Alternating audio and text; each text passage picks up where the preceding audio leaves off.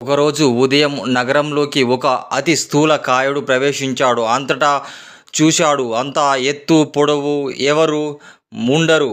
ఈ స్థూలకాయుడు ఒంటి నిండా నల్లని బట్ట కప్పుకొని ఉన్నాడు. వాడు లావుపాటి జబ్బకు ఒక తాయెత్తు కట్టుకొని వాణ్ణి చూస్తే పిల్లలు దడుచుకొని పారిపోయారు. ఆడవాళ్ళు ఇల్లు తలుపులు మూసుకున్నారు. వాడు అతి కష్టం మీద తన స్థూల శరీరం ముందుకు నడుస్తూ తాయెత్తు మహిమ తెలుసుకోవాలంటే త్వరగా రండి అని అరుస్తున్నాడు. కానీ వాడు మాయగాడేమో అని భయపడి ఎవరూ వాణ్ణి సమీపించలేదు. అయితే ఆ ప్రాంతంలో ఏకాకిగా నివసించే మరిడయ్య అనే వాడు తాయెత్తు మహిమ తెలుసుకోవాలని కుతూహలం పుట్టింది. స్థూలకాయునితో, అబ్బి, తాయెత్తు మహిమ ఏమిటి నాకు చూపించు అన్నాడు. స్థూలకాయుడు మరిడయ్య కేసి చూసి ఎగాదిగా చూసి నా వెంటరా అంటూ మరిడయ్య ఊరి బయటకు తీసుకు వెళ్ళిపోయాడు. మర్రి చెట్టు కింద ఆగి తన జబ్బకు కట్టిన తాయెత్తును తీసి అంత పెద్ద జబ్బకు సరిపోయే తాయెత్తు మామూలు మనిషి జబ్బకు సరిపోయే దానిలా చిన్నదైపోయింది. అప్పుడే ఏం చూశావు? నేను దీన్ని నీ జబ్బకు కట్టి వెళ్ళిపోతాను. నేను నీకు కనబడకుండా పోయేదాకా దీన్ని మహిమ నీకు తెలియదు. నువ్వు దీన్ని వదిలించుకోవాలంటే మరెవడైన జబ్బకైనా కట్టాలి. కానీ మరో మార్గం లేదు అంటూ ఆ స్థూలకాయుడు మరిడయ్య ఏదో అడగబోతే కూడా వినిపించుకోకుండా తాయెత్తు మరిడయ్య జబ్బకు కట్టి గబగబా నడుచుకుంటూ వెళ్ళిపోయాడు. వాడు వెళ్ళిపోయిన వైపు చూస్తూ ఉండిపోయిన మరిడయ్య తన జబ్బకు కట్టి ఉన్న తాయెత్తును చూసి అదిరిపడ్డాడు. తర్వాత తన శరీరం అంతా కలయ చూసుకున్నాడు. వాడు మూర్ఛ వచ్చినట్టుగా అయింది. మరిడయ్య అతి స్థూలకాయుడిగా మారిపోయాడు. మరిడయ్య నెత్తి నోరు కొట్టుకుంటూ బాదుకుంటున్నాడు. ఆ మనిషి వైపేసి ఆయాసంగా పరిగెత్తుతున్నాడు. వీధి మలుపు తిరిగేసరికి ఒక సన్నని మనిషి నల్ల బట్టలతో కనిపిస్తూ ఉన్నాడు. మరిడయ్య తాయెత్తు మహిమ తెలిసింది. తాయెత్తు వదిలించుకోవాలంటే స్థూలకాయం పోయి మామూలు మనిషి కావచ్చు. తన ఇంటికేసి తిరిగి వచ్చి మరిడయ్య చూసి ఎరిగిన వాళ్ళు నివ్వెరపోయారు. ఇందులో ఏదో మోసం ఉందని మేము ముందే అనుకున్నాము. ఆ దరిద్రపు గొట్టు తాయెత్తు తెంపి అవతల పారేయి అన్నారు. వారు సలహా పాటించిన మరిడయ్య తాయెత్తును విప్పి దూరంగా విసిరేశాడు. కానీ అది వెంట వచ్చి మరిడయ్య జబ్బకు అంటుకుంది. అంతేకాదు ఇప్పుడు నిప్పులలా కాలడం మొదలుపెట్టింది. మరిడయ్య దాన్ని తీసేసే ప్రయత్నం మానుకోవాలనుకున్నాడు. అది చల్లబడింది. మరిడయ్య పెద్ద చిక్కే వచ్చింది అతనికి. నెల పొడుగునా తినడానికి తెచ్చుకున్న తిండి గింజలు 2 రోజులు కూడా రాలేదు. కష్టం చేసుకొని మరిడయ్య కదల్చడానికి సాధ్యం కాని స్థూల శరీరము నానా అవస్థలు పడవలసి వచ్చింది. ఒక తిండికే తనకున్నదంతా అమ్ముకొని మరిడయ్య తనకిక చావే తప్ప శరణ్యం లేదని ఊరి బయట ఉన్న మర్రి చెట్టు కింద చేరి చావు కోసం ఎదురు చూడసాగాడు. సాయంకాలం వేళ అయింది. పొరుగు ఊరి నుంచి అటుగా వస్తున్న ఒక బక్క చిక్కి ఉన్న మనిషి మర్రి చెట్టు కింద ఆగి మరిడయ్యను శరీరం కేసి చూస్తూ, గురువుగారు, నా పేరు వెంకయ్య. ఒళ్ళు లావెక్కాలంటే చిట్కా ఏమైనా ఉంటే చెప్తారా? అస్థి పంజరంగా ఉంటున్న నా శరీరము అందువల్ల నాకు పెళ్ళి కావడం లేదు అన్నాడు. ప్రాణం లేచొచ్చినట్టయింది మరిడయ్యకు. అంతా తాయెత్తు మహిమ అన్నాడు మరిడయ్య. ఆ మహిమ ఏమిటో నీకు చూపిస్తా అన్నాడు వెంకయ్యతో. మరిడయ్య తన జబ్బకు ఉన్న తాయెత్తును విప్పి వెంకయ్య జబ్బకు కడుతూ, నేను కనుమరుగయి వెళ్ళిపోయేగాని దీన్ని మహిమ నీకు తెలియదు. నువ్వు ఈ తాయెత్తును వదిలించుకోవాలంటే దాన్ని మరొకరి జబ్బకు కట్టవలసి ఉంటుంది. దాన్ని పొరపాటుగా కూడా ఊడదీసి పారేయరాదు. నిప్పులా కాలుస్తుంది నిన్ను అని చెప్పి బతుకుజీవుడా అని అతని దారుణ తాను ఇంటికి వెళ్ళిపోయాడు. అతను కడపడకుండా పోయేదాకా చూసి తన శరీరం కేసి చూసుకున్నాడు వెంకయ్య. తల తిరిగినట్టయింది. అతని శరీరం స్థూలకాయంగా తయారైంది. అతను తన ఊరికి వెళ్ళగానే అంత స్థూలంగా ఉన్నవాడికి ఎవరు పిల్లనిస్తారు అని పిల్లనిచ్చే వ్యక్తి హఠాత్తుగా అక్కడి నుంచి వెళ్ళిపోయాడు. వెంకయ్య తిరిగి నగరానికి చేరుకున్నాడు. వెంకయ్యకు ఇప్పుడు శవంలాగా ఉన్నప్పుడు సుఖంగా ఉండినట్టుగా స్పష్టమైంది. అతనికి కూడా తిండి సమస్య ఏర్పడింది.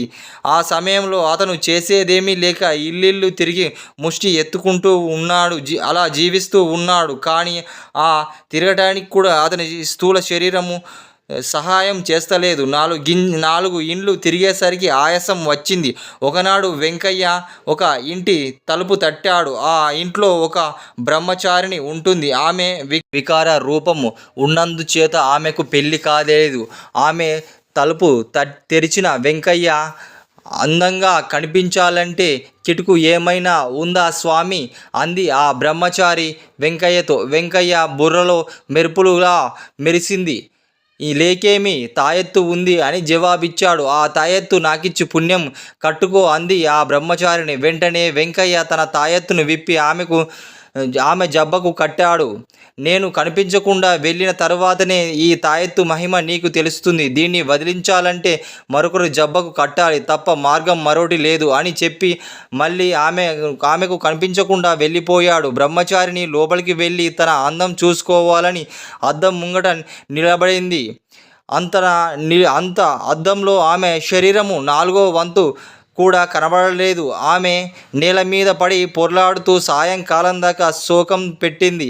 చుట్టుపక్కల వాళ్ళు వచ్చి ఆమెను చూశారు. ఇలా వచ్చే వారితో ఆ నగరపు యువరాణి పరిచారికలు కూడా ఉన్నారు. బ్రహ్మచారిని చూడగానే ఆమె విరగబడి నవ్వుతూ యువరాణి నవ్వి 4 ఏళ్ళయింది. ఆమెకు ఎంతో విచారంగా కూర్చొని ఉంటుంది. నిన్ను ఆమెకు చూపిస్తే నవ్వుతుంది అంది. ఆ బ్రహ్మచారిని ఉద్యానవనంలోకి ఆ బ్రహ్మచారిని తీసుకుని వెళ్ళారు ఆ పరిచారిణులు. ఆ చెట్టు పక్కన విచారంగా కూర్చుని ఉంది యువరాణి. భూతగిలా ఉన్న బ్రహ్మచారిని ఒయ్యారంగా నడుస్తూ వస్తూ ఉండటం చూడగానే ఆమె గలగల నవ్వింది. ఇంతకాలానికి నువ్వు మళ్ళీ నవ్వించగలిగావు. నీలో ఏదో మహత్తు ఉంది అని యువరాణి బ్రహ్మచారిని అడిగింది. మహత్తు నాది కాదు, తాయెత్తుది అన్నది బ్రహ్మచారిని. ఆ తాయెత్తు ఒక్కసారి నాకు చూపిస్తావా? ఇలా ఇయ్యు అని యువరాణి అడిగింది. కట్టుకుని మరి చూడండి అంటూ బ్రహ్మచారి తన తాయెత్తును తీసి యువరాణి జబ్బకు కట్టింది. మరొకరి జబ్బకు కట్టినప్పుడే ఇది మిమ్మల్ని వదులుతుంది అని చెప్పి వేగంగా తన ఇంటికి వెళ్ళిపోయింది. బ్రహ్మచారిని కదలగానే యువరాణి పల్లకి ఎక్కి రాజు భవనానికి బయలుదేరింది. కొద్ది దూరం పోయేసరికి బోయలకు పల్లకి బరువు మోయనంతగా అయిపోయినట్టు అనిపించింది. ఇదే సమయంలో పల్లకిలో నుంచి యువరాణి పెద్దగా ఆర్తనాదాలు చేస్తుంది. ఈ కంగారులో బోయవాళ్ళు పల్లకిని కింద పడేసి పల్లకి విరిగిపోయింది. యువరాణి భూతగిలా లేచింది. పరిచారికలు ఆమెను అతి కష్టం మీద అంతఃపురానికి నడిపించుకుంటూ పోయారు. తన తండ్రికి చూడగానే యువరాణి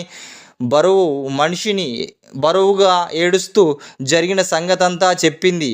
ఒకానొక కూతురు పరిస్థితి చూడలేక రాజు తాయెత్తును విప్పి దూరంగా పాడేశారు. కానీ మరుక్షణమే అది వచ్చి యువరాణి జబ్బకు కరుచుకున్నట్టుగా నిప్పులు కాల్స్తూ సాగింది. ఆమె బాధ భరించలేక ఉంది. రాజు ఆ తాయెత్తును తాను కట్టుకున్నాడు. యువరాణి ఎప్పటిలాగా నాజుగ్గా తయారైంది. కానీ రాజు స్థూలకాయుడు అయిపోయాడు. రాజుగారు కనుక తిండి సమస్యలు లేదు కనుక దుస్తులు, సింహాసనము, కిరీటాలు, ప్రతిష్ట సమస్యలై కూర్చున్నాయి. మరునాడు ఆయన బ్రహ్మచారిని ప్రశ్నించాడు. తాయెత్తు ఆమెకిచ్చింది వెంకయ్య అని తెలుసుకున్నాడు. అతనిని విచారించాడు. అతను మరిడయ్య తనకు ఇచ్చాడని చెప్పాడు.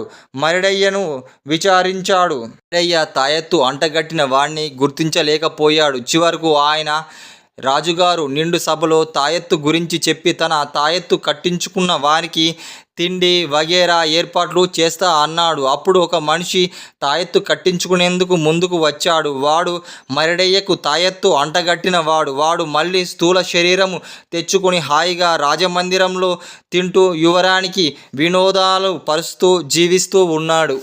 పూర్వం ఒక రాజుకు 4 కొడుకులు ఉండేవారు. వాళ్ళు ఎప్పుడూ అంతఃపురంలోనే కాలక్షేపం చేయటం రాజుకు నచ్చలేదు. కొత్త అనుభవాలు కలిగితే గాని ప్రపంచ జ్ఞానము కలగదని ఆయన నమ్మకం. అందుచేత ఒకరోజు రాత్రి జట్టుగా చదరంగం ఆడుతున్న తన కొడుకులకు అస్తమానం ఈ కోటలోనే కూర్చొని నాకు ప్రపంచ వింతలు తెలియటం లేదు. మీరు నలుగురు వెళ్ళి 4 వింతలు చూసి నాకు వచ్చి చెప్పండి, నేను సంతోషిస్తా అన్నాడు. మరునాడు చీకటిలో 4 రాజకుమారులు 4 గుర్రాలు ఎక్కి బయలుదేరారు. వాళ్ళు నగరం దాటి అడవిలో చేరగానే పెద్దవాడు నలుగురము 4 వైపులా వెళ్ళి కనబడిన వింతలు చూసి వచ్చి నాన్నకు చెప్దాం అని ఉత్తర దిక్కున వెళ్ళిపోయాడు. పెద్దవాడు వెళ్ళిపోయాక రెండో వాడుకి ఒక సందేహం వచ్చింది. ఒంటరిగా వెళ్ళిన అన్నకు ఏదైనా ప్రమాదము సంభవిస్తే ఎవరు ఆదుకుంటారు? ఇలా అనుకొని వాడు కూడా ఉత్తరాన దిక్కున బయలుదేరాడు. పెద్దవారిద్దరూ ఉత్తరంగా బయలుదేరేసరికి మూడో వాడు కూడా అదే దిక్కు బయలుదేరాడు. వాడికి కొంచెము వెనకాల 4వ వాడు కూడా అదే. పెద్దవారు ముగ్గురు అనుసరించిన దారినే బయలుదేరారు. పెద్దవాడు చీకటి పడగానే ప్రయాణించి ఒక నది ఒడ్డున చేరుకున్నాడు. నది ఒడ్డున ఒక కొండ ఉంది. ఆ కొండ మీద ఒక పాడుబడిన ఇల్లు ఉంది. పెద్దవాడు ఆ రాత్రి ఆ ఇంట్లో గడపాలని నిశ్చయించుకున్నాడు. గుర్రం కిందనే వదిలేసి కొండ ఎక్కాడు. కొండ మీద ఉన్న పాడుబడిన ఇంట్లో విశాలంగా ఉంది. ఇంటి గుమ్మంలో ఒక నల్ల గండు పిల్లి పెద్దవాడిని చూసి వికృతంగా అరిచి పక్కకు తప్పుకుంది. పెద్దవాడు మూసి ఉన్న తలుపును చాలాసేపు తట్టిన మీదట ఒంటరిగా ఒక యోగిని ఉంది. ఆమె అక్కడికి వచ్చి తలుపు తీసింది. ఆమె మెడలో జిల్లేడు పూల దండ ఉంది. ఆమె కళ్ళు పిల్లిలా మెరుస్తూ ఉన్నాయి. ఆమె పెద్దవాడిని ఇంటి లోపలికి రమ్మని పిలిచింది. యోగిని ఇంట్లోకి వెళ్ళగానే అక్కడ ఒక ప్రమిద వెలిగించింది. ఆ గది కిటికీల నుంచి ధారాళంగా గాలి వస్తూ ఉంది. అందుచేత ఆ ఇంట్లో కొండ అంచున ఉండడం వల్ల అక్కడికి అంత గాలి వస్తూ ఉంది. తినడానికి ఏమైనా ఉందా అని పెద్దవాడు యోగిని అడిగాడు. చేపల కూర కావాలా, సద్దన్నం కావాలా అని యోగిని అడిగింది. చేపల కూర కావాలి అని అన్నాడు పెద్దవాడు. అయితే ఆ చేపవు నువ్వే కావాలి అంటూ యోగిని తన మెడలో జిల్లేడు పూల దండ నుంచి ఒక పువ్వును తెంచి పెద్దవాడి మీద విసిరింది. వెంటనే పెద్దవాడు చేపలా మారిపోయాడు. విలవిలా తన్నుకునే సాగాడు.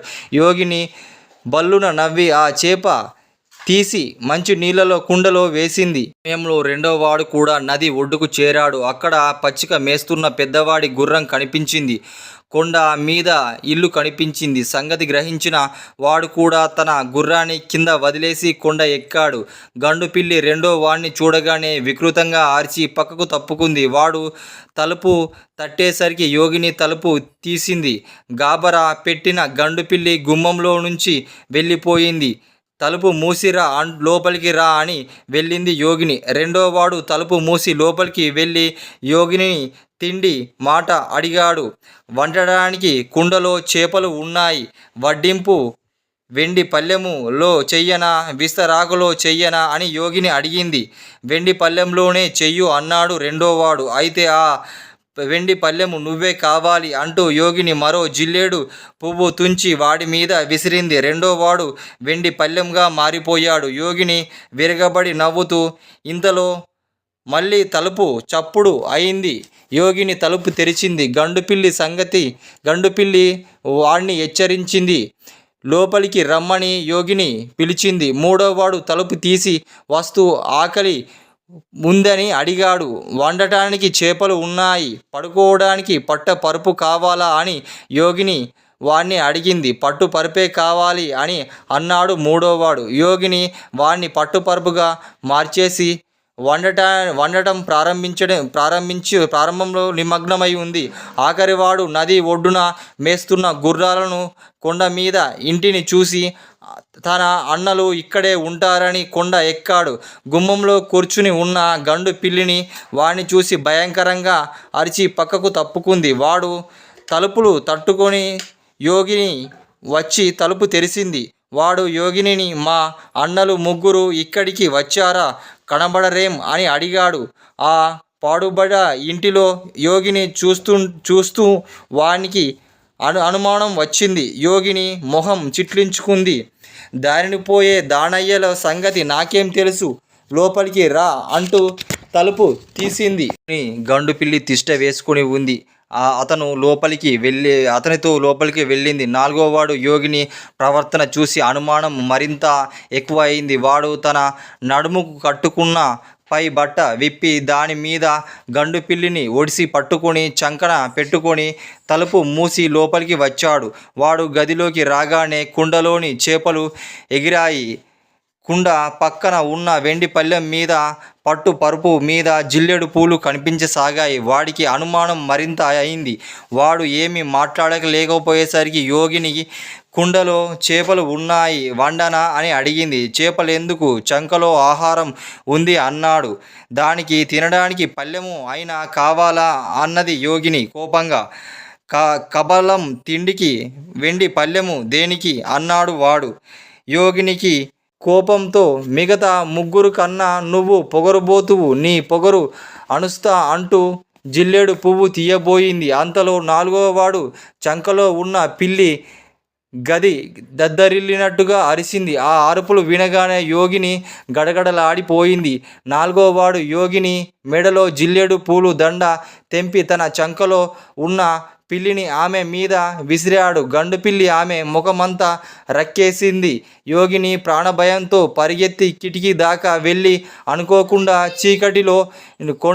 చీకటిలో ఆ ఇంటి నుంచి కొండ మీద నుంచి పడిపోయి నది ప్రవాహంలో కొట్టుకొని పోయింది. నాలుగోవాడు కింద పడి ఉన్న జిల్లేడు పూల దండను కూడా నదిలో విసిరేశాడు. క్షణమే చేపల వెండి పళ్ళెంలా పట్టు పరుపులా ఉన్న తన అన్నలు తిరిగి మామూలు మనుషులయ్యారు. చూసిన వింతలే చాలు, ఇంటికి తిరిగి పోదాం అన్నాడు పెద్దవాడు. నాలుగోవాడు గండు పిల్లికి కోసం అంతటా వెతికాడు. కానీ అది తన జాడ కనిపించలేదు. రాజు తన కొడుకులు అంత త్వరగా తిరిగి రావడం చూసి ఆశ్చర్యపడ్డారు. ఏమైంది, ఏమైనా వింతలు చూశారా అని అడిగాడు. మనిషి చేపలా మారడం అనుభవపూర్వకంగా తెలుసుకున్నా అన్నాడు పెద్దవాడు. మనిషి వెండి పళ్ళెంలా మారడం నాకు అనుభవం అయింది అన్నాడు రెండోవాడు. మనిషి పట్టుపరుపులా కావడం నేను తెలుసుకున్నా అన్నాడు మూడోవాడు. నాలుగోవాడు ఒక చేప, ఒక వెండి పళ్ళెము, ఒక పట్టు పరుపులా నా అన్నలు మారడం నేను కళ్ళారా చూశాను అన్నాడు. నాలుగో వాడిని రాజు విషయము గ్రహించి నాలుగో వాడిని భుజము వాత్సల్యంతో తట్టాడు. దానయ్య అనే ఆయన ధర్మాత్ముడు కావడం చేత అడిగిన వారందరికీ లేదనకుండా అప్పులిచ్చి ఉన్నదంతా తగిలేసి చచ్చాడు. దానయ్య కొడుకు జగదీషు బికారిగా మిగిలిపోయాడు. రాత కోత లేనందు చేత అప్పులు తీసుకున్న వాళ్ళెవరూ బాకీలు చెల్లించలేదు. జగదీశుడికి ఊరి మీద, ఊరి వాళ్ళ మీద రోత పుట్టి మరెక్కడైనా బతుకు తెరువు చూసుకుందామని బయలుదేరాడు.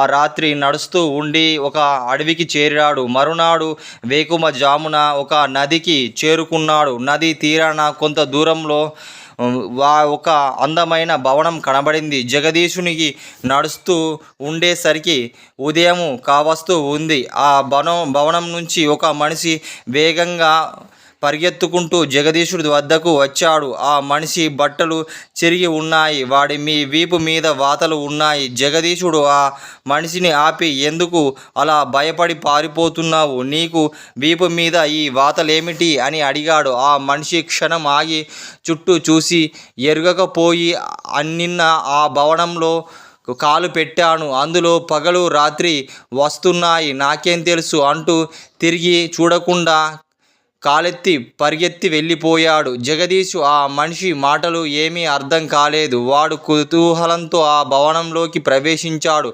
లోపల విశాల గదులు అందమైన దీపాలుగా తెరిచిన ఉన్నాయి. శయన మంచాలు, చిత్రపటాలు చూడముచ్చటగా ఉన్నాయి. ఎక్కడ మనిషి జాడ మాత్రం కనిపించలేదు. జగదీషు ఆ భవనం అంతా కలయ తిరిగి మళ్ళీ ముందు గదిలోకి వచ్చాడు. యజమాని గారికి నమస్కారం, క్షమించాలి, ఈరోజు మేఘాలు మూలంగా సూర్యోదయం ఆలస్యంగా అయింది, అందుకే నేను ఆలస్యంగా వచ్చాను అన్న మాటలు వినిపించాయి. జగదీషు తుల్లిపడ్డాడు. గుమ్మంలో ఒక అందమైన యువతి నిలబడి ఉంది. ఆమె పైనుంచి కింది వరకు తెల్లని దుస్తులు ధరించి ఉంది. ఆమె మెడలో మెరుస్తున్న ముత్యాల దండ ఉంది. ఆమె చేతిలో అందమైన నెమలి ఈకలు విసురు కర్ర ఉంది. ఎవరు నువ్వు? ఎక్కడ ఎక్కడ ఎందుకు వచ్చావు అని జగదీషు ఆమెను ఆశ్చర్యంగా అడిగాడు. నా పేరు పగలు. ఈ భవనంకు వచ్చి అతిథులకు సేవ చేయడం నా పని అంటూ ఆమె నడుము బిగించి పనిలో దిగింది. ఆమె అన్ని గదులను ఊడ్చింది. పొయ్యి రాజేసి రకరకాల పిండి వంటలతో బ్రహ్మాండమైన విందు భోజనం సిద్ధం చేసింది. జగదీశుడు కళ్ళు పెద్దవి చేసుకుని ఆమెను ఆశ్చర్యంగా గమనించాడు. వంట సిద్ధమైంది, మీరు భోజనానికి లేవచ్చు అని ఆమె ఒక బల్లపై వెండి పళ్ళెంలో అన్ని వడ్డించి జగదీశుడికి చేత భోజనం చేయించింది. జగదీశుడు తృప్తిగా భోజనం చేసి తాంబూలం సేవించి ఉండగా ఆమె వాడి వినోదం కోసం ఆడింది పాడింది. ఎండ వేళ జగదీశుడు పట్టు పరుపు మీద పడుకొని ఉన్నాడు. ఆమె నెమలి ఈకలతో విసురు కర్రతో ఆమె వాడికి విసురుతూ కూర్చొని ఉంది. జగదీశుడు మెలకు వచ్చేసరికి సాయంత్రం అయింది. ఆమె వాడితో సూర్య అస్తమయము కాబోతుంది, ఇక నేను వెళ్ళి మళ్ళీ రేపు ఉదయాన్నే వస్తా అన్న మాటలు వినగానే జగదీశుడు బాధతో, నువ్వు వెళ్ళవలసిన అవసరం ఏమిటి, ఇక్కడే ఉండిపో అన్నాడు. ఆమె అయ్యో ఇంకేమైనా ఉందా, రాత్రి వచ్చి నన్ను మింగేయదా అని ఆమె వేగంగా వెళ్ళిపోయింది. జగదీశుడు నిరాశగా ఆమె వెళ్ళిన గుమ్మం కేసి చూస్తూ ఉన్నాడు. ఒక్కసారి దడుచుకున్నాడు. ఎందుకంటే గుమ్మంలో నల్లని వస్త్రాలు ధరించిన భయంకరమైన యువతి నిలబడి ఉంది. ఆమె ఒంటి రంగు కారు నలుపుగా ఉంది. మెడలో నల్లని పూసలు దండ ధరించిన, చేతిలో కొరడా పట్టుకొని ఉంది. అలాగే కూర్చొని ఉన్న జగదీశుని చూసి ఆమె పళ్ళు పటపట కొరుకుతూ, ఎంత తల బిగుసురా నీకు, నేను రాత్రి ఇక్కడ నిలబడి ఉంటే నువ్వు కూర్చొని ఉంటావా, ఇలా రా అంటూ కొరడా రులిపించింది. ఆమె కళ్ళలో కంఠంలో ఉన్న అధికారాన్ని ధిక్కరించడం జగదీశునికి సాధ్యం కాలేదు. వాడు లేచి ఆమె వైపు నడిచాడు. వెనుకకు తిరుగు అన్నది రాత్రి. జగదీశుడు తిరిగాడు. ఆమె కొరడాతో వాడి వీపు మీద చెల్లుమని ఒకటి కొట్టింది. జగదీశుడు వీపు బగ్గుమని మండింది. వాడి చొక్కా చిరిగింది. వాత పడిన చోట ఇంత ఎత్తున పొంగింది. వాడు బాధపడుతుంటూ రాత్రి విరగబడి నవ్వింది. అప్పుడే ఇలా గిజగిజలాడిపోతే ఎలా, తెల్లవారేలోపు ఇంకా 3 కొరడా దెబ్బలు తినాలి. జాముకు ఒక చరుస్తా. సమయం తెలుసుకోవడానికి నీ వీపు మీద వాతలే నాకు ఆధారం.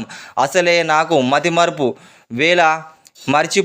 ఒకవేళ మర్చిపోతే ఇంకేమైనా ఉందా, పగలు వచ్చేస్తుంది. పగలు వచ్చిందంటే ఇంకేమైనా ఉందా, దానిలో కరిగిపోతాను అంది రాత్రి. తరువాత రాత్రి జగదీశుని చేత ఇల్లంతా ఊడిపించింది. పొయ్యి రాజేసింది. వంటలు చేయించింది. వాడు తనకు వెండి పళ్ళెంలో వడ్డించినాక ఆరగించింది. తర్వాత తాను తాంబూలము నములుతూ జగదీశునితో, నన్ను ఆనందింపజేయు అంది. జగదీశుడు ఆడాడు పాడాడు. 2 జాములు ఆరంభంలో వాడి వీపు మీద రెండో కొరడా దెబ్బ వేసింది. తర్వాత ఆమె వాని మీద 3వ జాము సమయానికి మరో దెబ్బ వేసింది.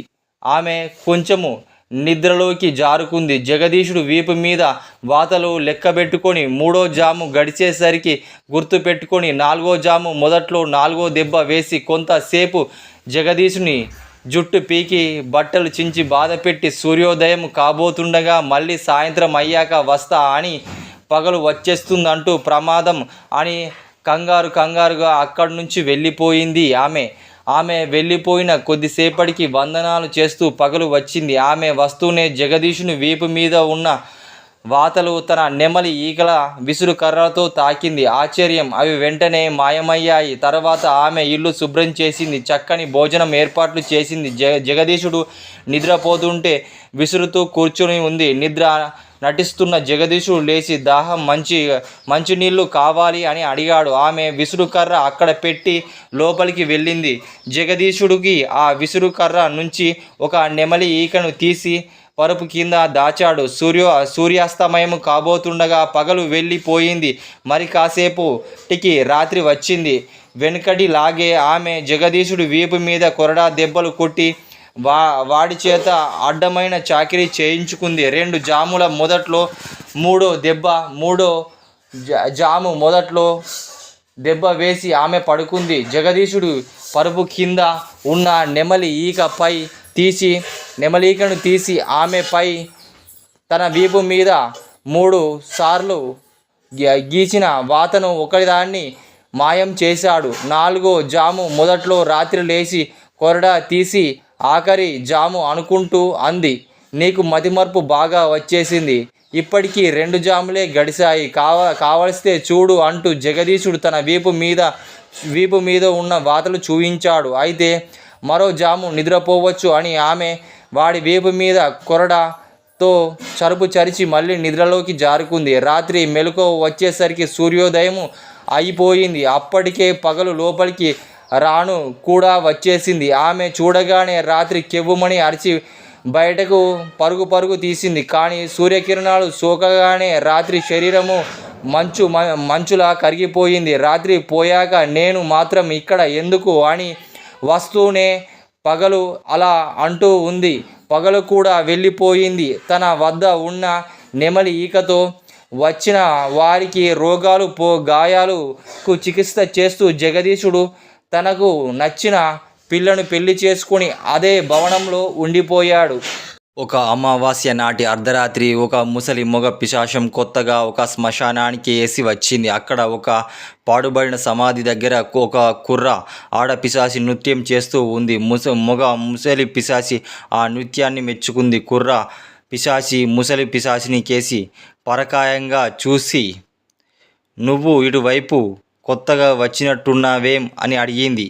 అవును, మనము జట్టుగా ఉందాము, నువ్వు నాకు ఈ శ్మశానమంతా తింపి చూపించు అన్నది ముసలి పిశాచి. కుర్ర పిశాచి ముసలి పిశాచి సమాధులన్నీ చూపించి వివరాలు చెప్తూ బయలుదేరింది. 2 పిశాచాలు శ్మశానమంతా తిరుగుతూ ఉంటే ఒక చెట్టు కింద వచ్చేసరికి అక్కడ కూర్చొని ఉన్నాయి. అక్కడ ఒక ఆడ పిశాచి తలకిందులుగా నాలుక పెద్దగా తెరిచి ఉంది. బేష్ అని మిగిలిన 2 పిశాచులు దాన్ని మెచ్చుకున్నాయి. మనం ముగ్గురము జట్టుగా ఉందాము అన్నాయి. ఆడపిశాచి మిగిలిన 2 పిశాచులు గురించి తెలుసుకొని వాటితో జట్టు కట్టడానికి ఒప్పుకున్నది. అయితే ఒక సమస్య వచ్చింది. జట్టుకు నాయకత్వం ఎవరు తీసుకోవాలి? దీని గురించి చాలాసేపు చర్చల మీదట పిశాచులన్నీ ఒక నిర్ణయానికి వచ్చాయి. అదేమిటంటే ముగ్గురము 3 రోజుల పాటు మనిషికో గొప్ప పని చెయ్యాలి. ముగ్గురు చేసిన పనుల్లో ఎవరు పని ఎక్కువ గొప్పదైతే వారికే ఈ నాయకత్వం అని అనుకున్నాయి. ముసలి పిశాచి మిగిలిన వాటితో రేపు అర్ధరాత్రి తిరిగి ఇక్కడే కలుసుకుందాం. ఈ లోపల నేను ఏదైనా గొప్ప పని చేసి మీకు చెప్తా అంది. తర్వాత ఆ 2 పిశాచులు అక్కడి నుంచి వెళ్ళిపోయాయి. మరునాడు రాత్రి జామున ఒక వ్యక్తి నడుస్తూ వస్తూ ఉన్నాడు. అటువైపుగా వస్తున్న ముసలి పిశాచి శ్మశానం ప్రాంతంలో వాణ్ణి చూస్తూ ఉంది. అది ఇంకా ఏదో ఒక గొప్ప పని చెయ్యలేదు. ఆ పిశాచికి ఒక చెట్టు కింద ముడుచుకుని పడుకున్న ఒక యువకుడు కనబడ్డాడు. వాడు అనాగరికుడు, చలికి వణుకుతూ ఉన్నాడు. వాడికి కప్పుకునేందుకు ఏమీ లేదు. ఆ కుర్రాడి పేరు సూరన్న. వాడి తల్లిదండ్రులు చిన్నతనంలోనే పోయారు. వాడికి మేనమామ ఉన్నాడు. కానీ అలాంటి అనాగరికుడికి సాకితే పిల్లనిచ్చి పెళ్లి చెయ్యాలి వస్తుంది. వాణ్ణి ఆయన చేరదీయలేదు. వాడు రాత్రిపూట ఏ చెట్టు కిందనో పడుకొని నిద్రపోతూ ఉన్నాడు. సూరన్న చూడగానే ముసలి పిశాచి ఒక మెరుపు లాంటి ఆలోచన వచ్చింది. అది వాడి మీద ఒక పాత గొంగళి తెచ్చి కప్పింది. అది క్షణము మీద పడేసరికి అతనికి వేడిగా అనిపించింది. అయితే సూరన్న నిద్ర కావడం చేత వాడు లేవలేదు. అలా వేడి ఎక్కిన గొంగలి ఒక్కసారిగా బగ్గుమని మండి మాయమైపోయింది. అప్పటికే సూరన్న నిద్ర లేవలేదు. కానీ వాడి అనాగరికం రూపము పూర్తిగా పోయి వాడు చాలా అందంగా ఉన్నాడు. ఆ మార్పు చూసిన ముసలి పిశాచం తృప్తిపడి అర్ధరాత్రి అయ్యేసరికల్లా మిగిలిన 2 పిశాచులను కలుసుకొని తాను చేసిన గొప్ప పని వాటి గురించి చెప్పింది. మిగిలిన పిశాచాలు ముసలి పిశాచి చేసిన పనికి మెచ్చుకున్నాయి. ఈసారి కుర్ర పిశాచి తాను కూడా ఏదో ఒక గొప్ప పని చెయ్యాలని అనుకుంది. తెల్లవారింది. సూరన్న దారి వెంట నడుచుకుంటూ వెళ్ళిపోతున్నాడు. వాడి మేనమామ వాడిలో కలిగిన అందమైన రూపాన్ని చూసి ఆశ్చర్యపడి తిన్నగా వాణ్ణి తన ఇంటికి తీసుకువెళ్ళాడు. కుర్ర పిశాచి ఇదంతా గమనిస్తూ ఉంది. మేనమామ భార్య చేత ఈ దరిద్రుని వెంటబెట్టుకుని ఎందుకు వచ్చావని అడిగింది. కూతురిని ఇచ్చి పెళ్లి చేయడానికి కుర్రవాడు ఇప్పుడు చక్కగా ఉన్నాడు అని మేనమామ అన్నాడు. సూరన్నను లోపలికి తీసుకుని వెళ్ళిపోయాడు. ఆయన భార్య తనపై మొట్టికాయలు వేసింది. ఈ శనిగాడిని ఇంటికి ఎందుకు తీసుకొచ్చావని అతని మీద గుర్రుగా ఉంది. ఈ మాటలు విన్న ఆమె కూతురు ఆ పిల్ల రహస్యంగా సూరన్నను కలుసుకొని నువ్వు పారిపో, అమ్మ నిన్ను చంపాలనుకుంటుంది అని కంగారుగా అంది. సూరన్న ప్రాణభయం కొద్దీ వాడు చీకట్లో అడవి మధ్యలోకి పారిపోయాడు. ఇదంతా గమనించిన పిల్ల పిశాచి అతని కోసం భవనము నిర్మింపజేసి అందులో సేవకులను కూడా నిర్మింపజేసింది. సూరన్న అడవిలో ప్రయాణిస్తూ అందమైన భవనంలోకి చూస్తూ నడుస్తూ ఉన్నాడు. అందులో నుంచి అనేక మంది పరిచారికలు వచ్చి వాడిని లోపలికి తీసుకొని వెళ్ళిపోయారు. పన్నీటితో స్నానం చేయించి పట్టుబట్టలు కట్టబెట్టి బ్రహ్మాండమైన విందు భోజనం పెట్టి పట్టు పరుపుల మీద కూర్చొనిబెట్టారు. కుర్ర పిశాచి ఈ ఏర్పాట్లన్నీ పూర్తి చేసి అర్ధరాత్రి అయ్యే సరికి మిగిలిన 2 పిశాచులు కలుసుకుని తాను చేసిన గొప్ప పని చెప్పింది. అవి కుర్ర పిశాచిని మెచ్చుకున్నాయి. ఈసారి వంతు ఆడపిశాచికి అది తిన్నగా రాజభవనానికి వెళ్ళి అక్కడ రాజుగారు తన కుమార్తెతో సహా పలహారం సేవిస్తూ ఉన్నారు. కబుర్లు చెప్పుకుంటూ ఉన్నారు. అకస్మాత్తుగా రాజకుమార్తె కళ్ళు ఎర్రజేసింది. నా పెళ్ళి ఎప్పుడు చేస్తావని తండ్రిని అడిగింది. రాజు తెల్లబోయాడు. అంతకు రోజు క్రితమే ఆయన తన కూతురి దగ్గర పెళ్లి మాట ఎత్తితే మరొక సంవత్సరం దాకా ఆ సంగతి నాకు చెప్పొద్దు అని ఆమె హెచ్చరించింది. ఆ మనిషి ఇప్పుడు తండ్రిని చూసి అలా అడిగేసరికి తండ్రి వెర్రి మొహం పెట్టాడు. అడవి మధ్యలో ఒక అందమైన భవనం ఉంది. నా కోసం అక్కడ సూరన్న అనే వ్యక్తి ఎదురు చూస్తూ ఉన్నాడు. అతను అక్కడికి తెచ్చి అతన్ని తీసుకొని వచ్చి నాతో పెళ్లి చేయకపోతే నేను ఇక్కడి నుంచి వెళ్ళిపోతా అంటూ శోకాలు పెట్టింది. ఏం చెయ్యటానికి పాలుపోక రాజు కొంతమంది పరివారాన్ని తీసుకొని బయలుదేరాడు. నిజంగా అడవి మధ్యలో అందమైన భవనం ఉంది. అందులో మరింత అందంగా ఉన్న సూరన్న కనిపించాడు. రాజు వాణ్ణి చూసి ముచ్చటపడి తీసుకుని వెళ్ళి తన కూతురికి అప్పటికప్పుడు ఇచ్చి పెళ్లి చేశాడు. ఆడపిశాచి కూడా ఒక గొప్ప పని సాధించింది అనుకుంది. ఆ రాత్రి 3 పిశాచాలు కలుసుకుని ఆడ పిశాచి మీకన్నా నేనే గొప్ప పని చేశాను, మన జట్టుకు నేనే పెద్దన్న అంది. చాలే, సూరన్న ఇల్లు ఐశ్వర్యం చూసి రాజుగా ఇచ్చింది నేను అన్నది మరొకటి, నేను చేసిన గొప్ప పని అంది మరొక కుర్ర పిశాచి. మీరు నోరు ముయ్యండి, ఆ సూరన్నకు అందగాడిగా చేసింది నేనే, పైగా వయస్సులో పెద్దను నేనే, జట్టు నాయకుడు నేనే ఉండాలి అని ముసలి పిశాచి అంది. 3 పిశాచులు చాలాసేపు తగవలాడుకొని చివరకు సూరన్నను అడుగుదామని బయలుదేరాయి. సూరన్న రాజభవనంలోని పట్టుపరుపుల మీద సుఖంగా నిద్రపోతూ ఉన్నాడు. పిశాచులు వెళ్ళి వాని నిద్రలేపి తమను తాము పరిచయం చేసుకున్నాయి. నిద్రలో నిన్ను అందంగా చేసింది నేను అన్నది ముసలి పిశాచి. నిన్ను ఐశ్వర్యవంతుణ్ణి చేసింది నేను అన్నది కుర్ర పిశాచి. నిన్ను రాజుగారి అల్లుడు చేసింది నేను అంది ఆడపిశాచి. మాలో ఎవరు చేసిన పని గొప్పది అని ఈ 3 పిశాచులలో అడిగాయి. సూరన్నకు కోపం పట్టలేక ఆ పిశాచులు తన్నినంత పని చేశాడు. మీ వెర్రి మొర్రి తగువులు తీర్చడానికి నా నిద్ర చెడగొడతారా, వెళ్ళండి అంటూ ఇలాంటి పిచ్చి పనులు చేయకండి అన్నాడు. పిశాచాలు చిన్నబుచ్చుకొని మనం జట్టుగా ఉంటే ఇలాంటి పిచ్చి పనులు ఇంకా ఎన్ని చేస్తామో, ఎవరి దారిన వారు చూసుకోవడమే మంచిది అనుకుంటూ విడిగా వెళ్ళిపోయాయి.